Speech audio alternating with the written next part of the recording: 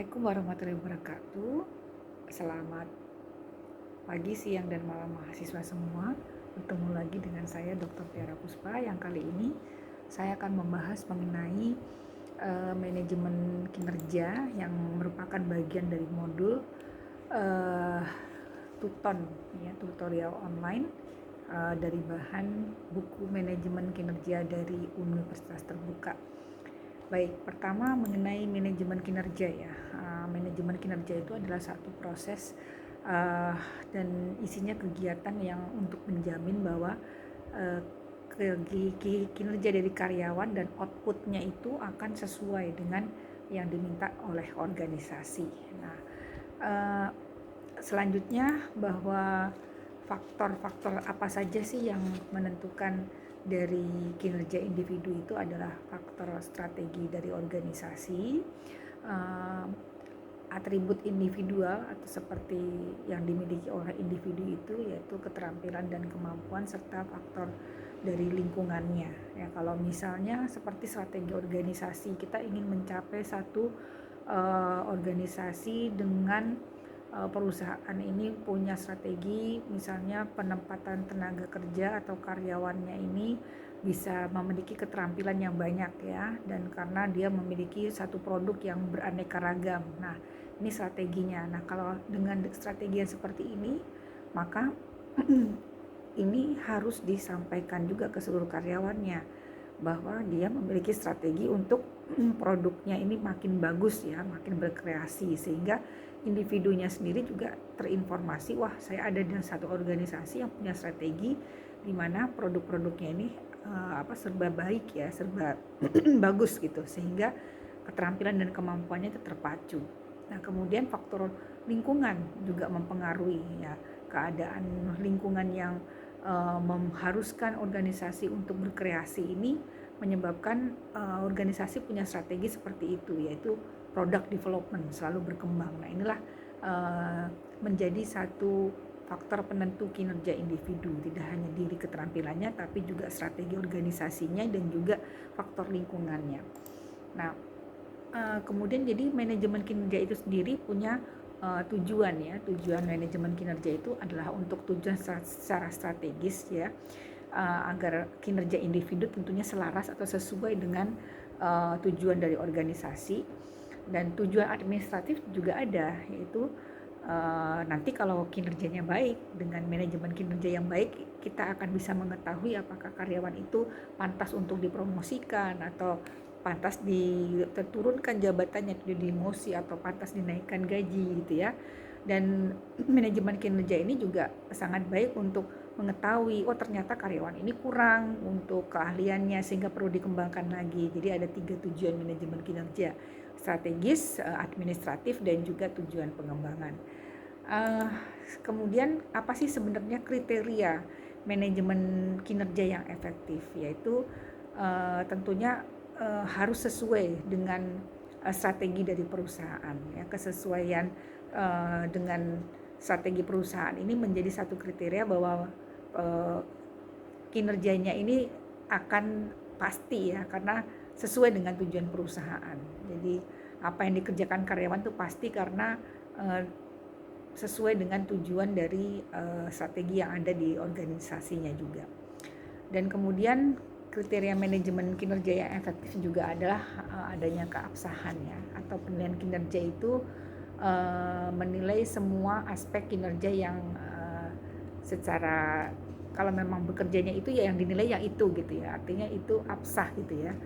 Kemudian juga andal, keandalan itu ya berarti semuanya yang dinilai itu konsisten ya, dapat dipertanggungjawabkan dan dapat diterima oleh karyawan, bahwa kinerja dia harus seperti ini dapat diterima, serta kemudian kalaupun ada dia kekhususan ya, itu ukuran kriteria yang memasukkan semua hal yang apa sih sebenarnya yang diharapkan dari karyawan gitu ya. Jadi itulah kriteria manajemen kinerja yang efektif. Nah, dari penilaian prestasi kerja, nah selanjutnya kita juga akan lihat bahwa akhirnya tadi manajemen kinerja itu kan berfungsi untuk menilai prestasi kinerja dari karyawan juga. Jadi adalah satu proses menilai atau memberi pendapat atau objektif ya atas hasil yang dinilai dari pekerjaan karyawan. Nah, proses penilaian prestasi kerja karyawan ini meliputi mengidentifikasi, mengobservasi, ya, mengukur dan juga setelah didapatkan hasilnya bisa dikembangkan.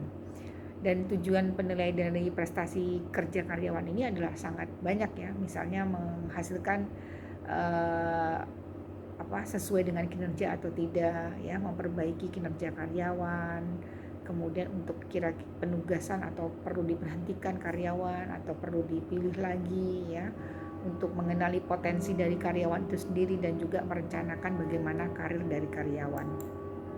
Nah, kadang-kadang ada berbagai hal yang menyebabkan penilaian prestasi itu tidak dilakukan oleh perusahaan. Kenapa? Karena memang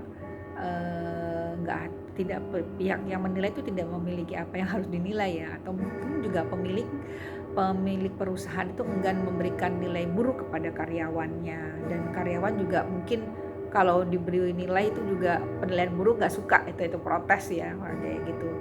Dan penilaian buruk itu juga sebenarnya akan mempengaruhi dari karir karyawan, dan penilaian tidak dihubungkan dengan penilaian formal, tapi juga untuk penilaian yang ternyata harusnya kan formal kan, tapi yang ternyata dihubungkan dengan penilaian secara informal.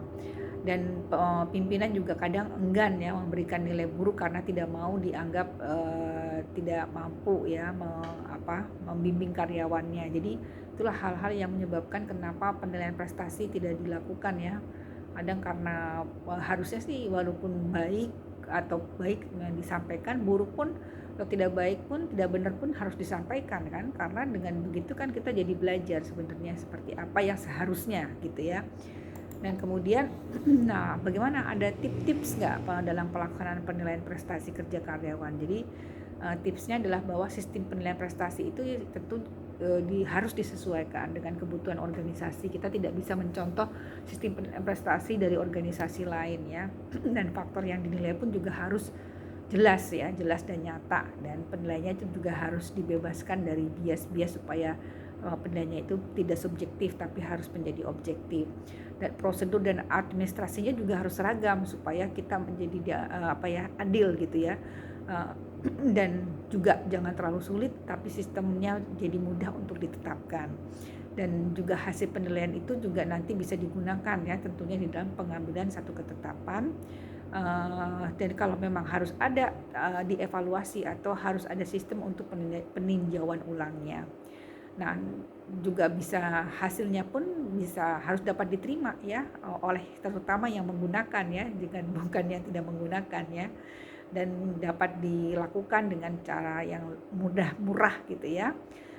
Tapi dan penilainya sendiri juga memang harus berkualitas ya, berkualitas, dan selalu ada tadi seperti menyatakan ada satu sistem untuk melakukan monitoring dan evaluasi. Jadi inilah adalah berbagai tips dalam penilaian prestasi kerja karyawan. Di dalam penilaian prestasi itu juga tidak lepas dari pemahaman mengenai keadilan dalam prestasi kerja ya. Dan dikatakan sebagai keadilan distributif juga ada versus keadilan prosedural. Jadi kalau keadilan distributif itu berarti apa yang dibagikan itu ya sama gitu nilainya gitu ya. Adil gitu, dikatakan adil bila sama nilai kuantumnya. Tapi dikatakan prosedurnya adil apabila walaupun tidak sama nilainya tapi disampaikan secara prosedurnya secara nyata dan secara jelas, maka ini juga dapat dinyatakan sebagai satu menjunjung tinggi juga proses keadilan yang sifatnya prosedural. Nah, ada beberapa juga di sini dari chapter ini kita melihat berbagai macam pendekatan ya untuk mengukur kinerja. Ada pendekatan secara komparatif, yaitu membandingkan kinerja seseorang dengan orang yang lain, misalnya dengan menggunakan ranking atau cost distribution method ya, yang misalnya hampir sama dengan metode ranking tapi dia memaksa untuk masuk ke dalam satu kelompok, dan perbandingan yang berpasangan. Dan ada juga pendekatan atribut ya, berdasarkan pada karakteristik karyawannya ya. Pendekatan perilaku ya, sistem penilaian kinerja berdasarkan perilaku karyawan ya, pendekatan hasil dan pendekatan secara kualitas. Nah, bagaimana dengan sumber-sumber informasi ya yang untuk menilai kinerja? Itu bisa diperoleh dari si manajer itu sendiri atau dari rekan kerjanya, dari bawahan ya, dari dirinya sendiri juga atau dari pelanggannya. Jadi 360 derajat ya sumber dari kita mampu menilai kinerja karyawan kita. Nah, sering berbagai macam kesalahan yang sering ditemukan di dalam penilaian kinerja itu adalah efek yang serupa dengan saya. Jadi kalau nggak serupa dengan saya berarti dia dianggap nggak mampu. Padahal nggak semua orang kan sama kita, gitu kan ya. Kemudian juga ada efek ke pendistribusian yang salah. Jadi kadang-kala kita mendistribusikan ke hal yang sifatnya misalnya ada skala 5, 1 sampai 5. Dari sangat tidak setuju, cukup setuju, kemudian sangat setuju sampai sangat setuju. Biasa orang mendistribusikan kepada yang di tengah-tengah. Nah, ini seperti itu. Dan juga ada efek halo atau bias yang karena melihat kepada satu karakter tertentu dari orang sehingga disamakan itu bahwa orang itu masuk ke dalam golongan tersebut. Nah, itu efek halo. Bagaimana kemudian caranya supaya kita dapat mengurangi kesalahan yang dalam penilaiannya? Tentunya harus dilakukan pelatihan bagi si penilai tersebut dan adanya satu pelatihan dalam hal ini yang nilai-nilai yang akurat ya, seperti itu.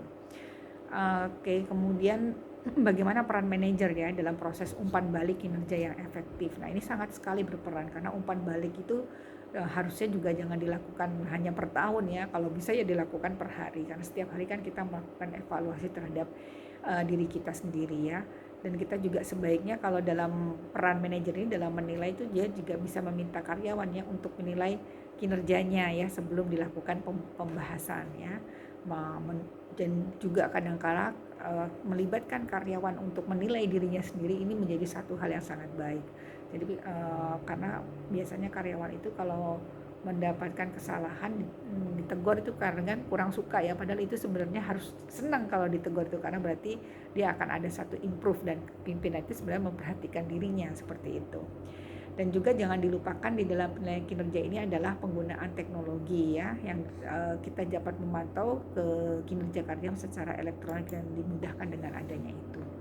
Baik, demikian paparan dari saya mengenai manajemen kinerja yang memang di sini ada prosesnya, kemudian ada manfaatnya, kemudian ada berbagai macam pendapat-pendapat dari para ahli ya, pendekatan dan metode untuk mengukur kinerjanya. Demikian paparan dari saya mengenai manajemen kinerja pada kali ini. Terima kasih. Assalamualaikum warahmatullahi wabarakatuh.